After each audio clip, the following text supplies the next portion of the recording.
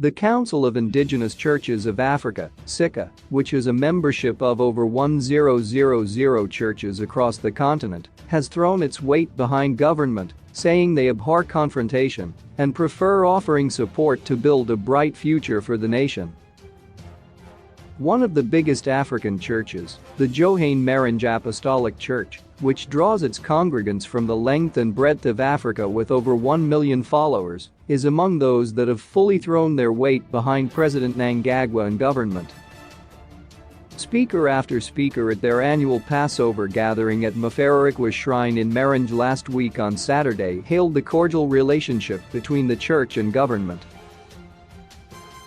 They said the country is in safe hands as its leadership is God-fearing, adding that all the economic and social challenges haunting the nation will soon pass, with Zimbabwe emerging as an economic giant. Some congregants from as far as Angola went further to call on President Mnangagwa to engage other regional leaders and encourage their governments to have cordial relationships with the church. In response, President Mnangagwa promised to work closely with the church, especially in the education sector. As a politician, I have never addressed a gathering as big as this one. The discipline exhibited by the pilgrims gathered here is out of this world. I want to assure everyone here present that we will continue working together with the new High Priest Nimrod Taguda. I used to wonder why my late friend, High Priest Noah Taguda, who passed away recently, always moved around with High Priest Nimrod, but I now understand that he was the chosen one. People should not look at the youthful high priest's stature, because he has God's blessings. I can be the president of this country, but I am under the high priest and I'll respect him. As government, we will continue working with the church because it has a role to play in ensuring peace and development in the country. Many people of my age are long gone because of various reasons, but I will continue respecting the church leadership, said President Mnangagwa. Johane Marange Apostolic Church spokesperson, Mr. Nyasha Marange, pledged continuous support to government and its leadership. We will continue working together with government because the leadership respects churches.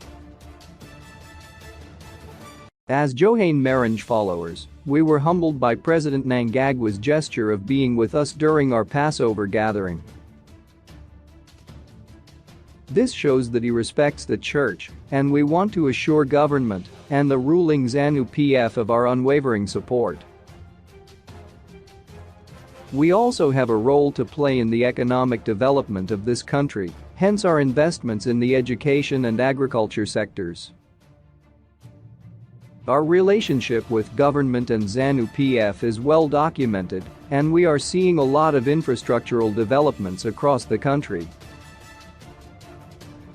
We recently received computers and printers from President Mnangagwa, and we are forever grateful for that, said Mr. Marange. CICA leader, Bishop John Dariro, implored Zimbabweans to reject irresponsible calls to protest, adding that the move will hamper the revival of the country's economy. Speaking at the recent handover of registration and practicing certificates to Bishop Teresai Chibango of the Johane Maso Chishanu Jerusalem Bethsaida Apostolic Church, Bishop Dariro said, "The church should offer a sense of orientation and a spiritual home to ordinary people, not incite them against a government that was installed by God. God is the one who anointed President Mnangagwa to the throne, and he will protect and give him wisdom against such evil machinations." Since assuming power in 2017, the Second Republic's developmental efforts have had a wide reach, and in that case the church should be a valuable partner, not a detractor. Government has played a crucial role in the independence of this country, the reason behind the church's freedom of worship.